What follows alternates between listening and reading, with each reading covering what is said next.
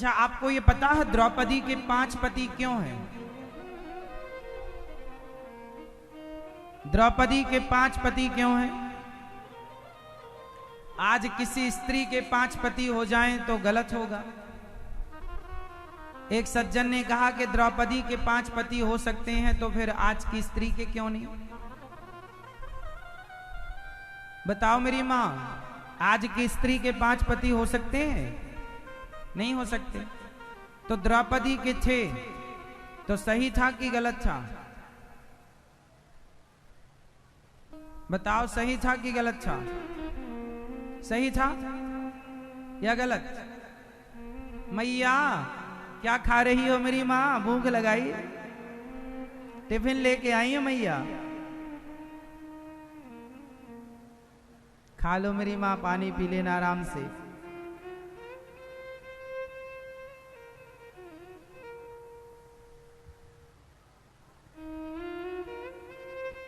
अच्छा ये बताओ, द्रौपदी के 5 पति क्यों हैं? इसकी कथा मैं आपको समझा दूं। द्रौपदी, पहली बात तो आज की स्त्री 5 पति करे तो गलत है, क्योंकि आज की जो स्त्री है ना, आपका जन्म कहां से हुआ? मां के गर्भ से। बैठ जाओ, पीछे वाले लोग देखें। बताओ, आपका जन्म कहां से हुआ? मां के गर्भ से। और द्रौपदी का जन्म कहां से हुआ? कहां से? जोर से।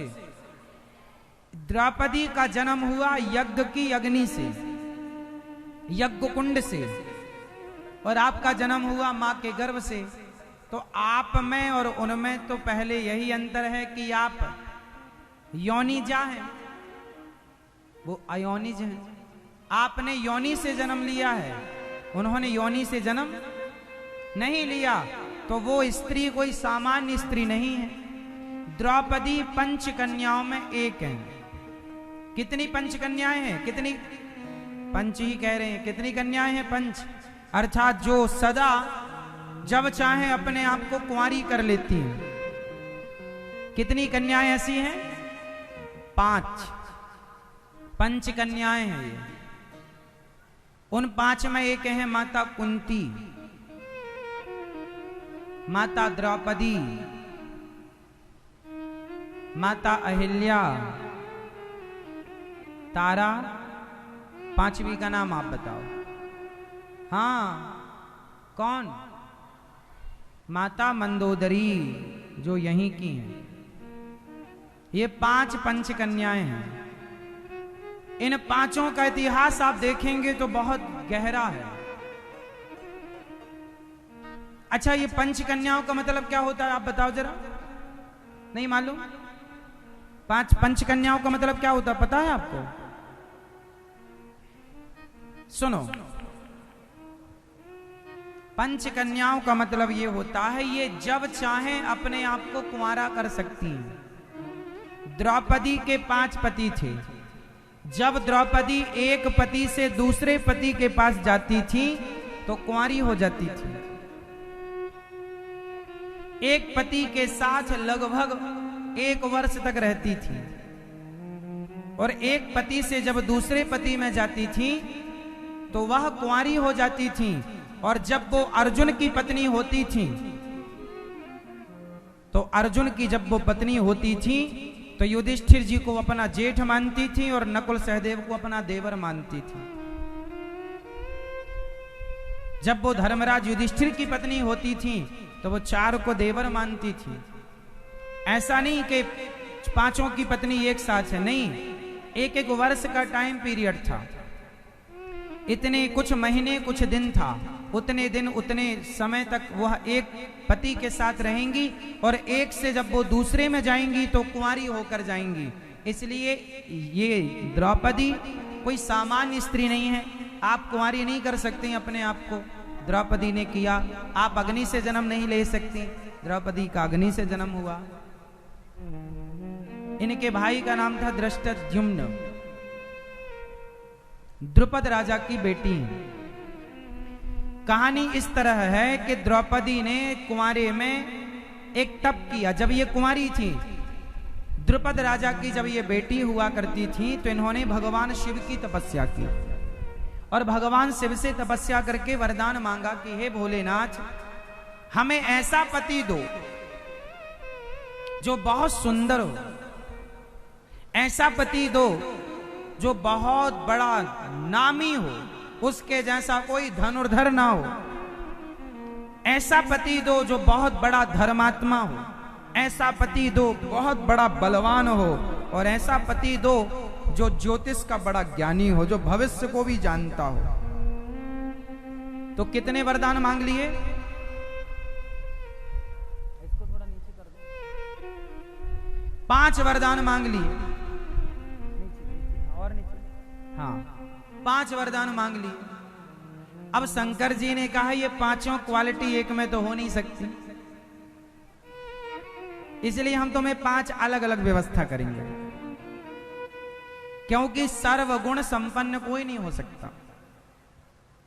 अब ये पांचों चीजें इन पांडवों में देखते हैं। धर्मराज युधिष्ठिर थे सबसे बड़े धर्मात्मा, सत्यवादी। भीम भैया थे सबसे बड़े बलवान। अर्जुन थे सबसे बड़े धनुर्धर। नकुल बहुत सुंदर थे और सहदेव थे ज्योतिष के ज्ञानी। तो ये पांचों क्वालिटी एक में नहीं हो सकती थी, तो 5 शंकर जी ने कहा तुम्हारे 5 पति होंगे। माता द्रौपदी, जब मछली की आंख में अर्जुन ने बाण मारा और द्रुपद राजा के यहां से द्रौपदी को लेकर आए, उस समय मां से कहा, मां, ये उन दिनों की बात है कि जब लाक्षागृह में बंद करके कौरवों को आग लगाई थी, पांडवों को बंद करके आग लगाई थी कौरवों ने, तो फिर वो वहां से चले गए थे, भगवान की कृपा से निकल गए। और वो निकलने के बाद ना वो गुप्त ही रहे, अज्ञात में रहे, किसी को बताया नहीं। ये दुर्योधन लोग, धृतराष्ट्र लोग बड़े खुश हुए, चलो इन्होंने तो तेरी बेरी भी कर ली थी पांडवों की, कि चलो मर गए, लेकिन मैया चला लो मोबाइल मेरी मां। ऐसे पानी में बैठ के भी तुम्हें मोबाइल सूझ रहा है, ये नहीं कि कथा सुने मन लगा के।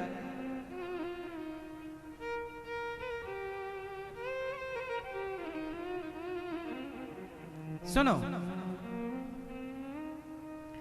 तो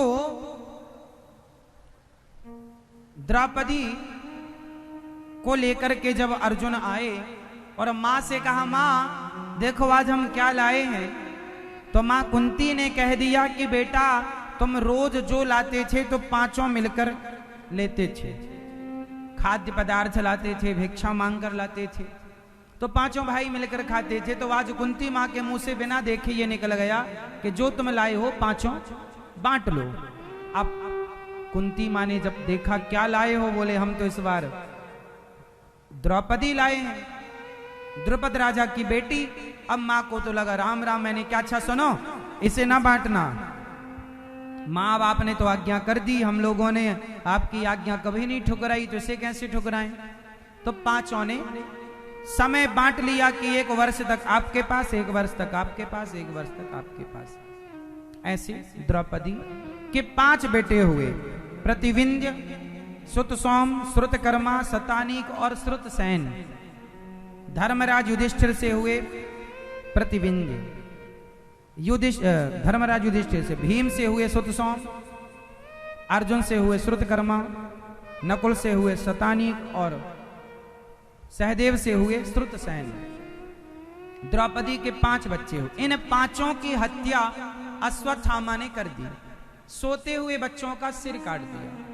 दुर्योधन ने देखा कि ये तो पांडवनी पुत्र हैं, उसी समय दुर्योधन मारा गया।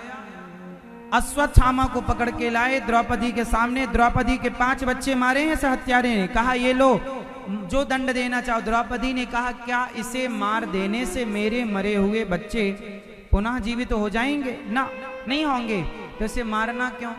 द्रौपदी के अंदर 5-5 बच्चों की हत्या करने वाला हत्यारा सामने खड़ा है पर द्रौपदी के अंदर ये बदले की भावना नहीं है कि इसने मारा है तो मैं भी मारूं। इसलिए हम सनातनी लोग धन से नहीं धर्म से श्रेष्ठ होते हैं कि हत्यारे को भी छोड़ देते हैं। दया।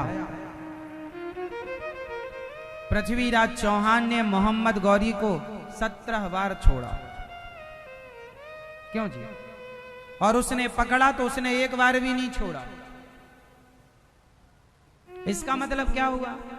इसका मतलब ये हुआ कि हमारे यहां हम धन से नहीं दया से सत्य से बड़े हैं। देश है हमारा भारत, यहां धन हो किसी के पास ना हो, दया है, सत्य। यहां लोग भूखे रहकर भी औरों को रोटी देने की भावना रखते हैं, प्यासे रह करके भी औरों को पानी पिलाने की भावना रखने वाले लोग कहीं होंगे तो भारत में। इसलिए भारत सर्वश्रेष्ठ है, पूरी दुनिया में सर्वश्रेष्ठ भारत है। क्यों?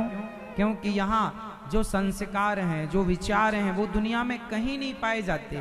कोई तरक्की कर जाए, बड़ी बड़ी मल्टियां कोई बना ले, बड़ी बड़ी मिसाइलें कोई बना ले तो बना ले, विनाशक कोई चीजें बना ले तो क्या आप उसको बड़ा मान लेंगे? इसलिए हमारे यहां दया है।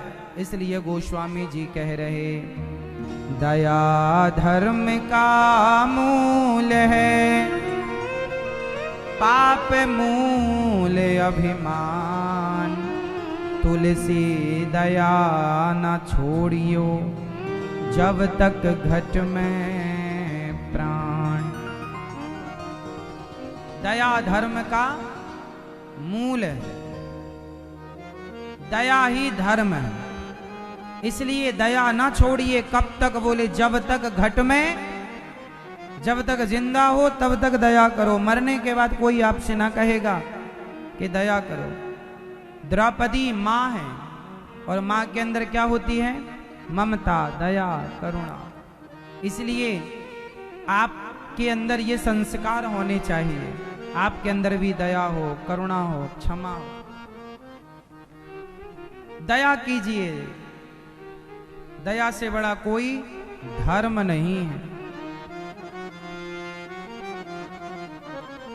दया से बड़ी कोई सेवा नहीं है। और द्रौपदी तो मां है, और मां तो ममता की प्रतिमूर्ति होती है।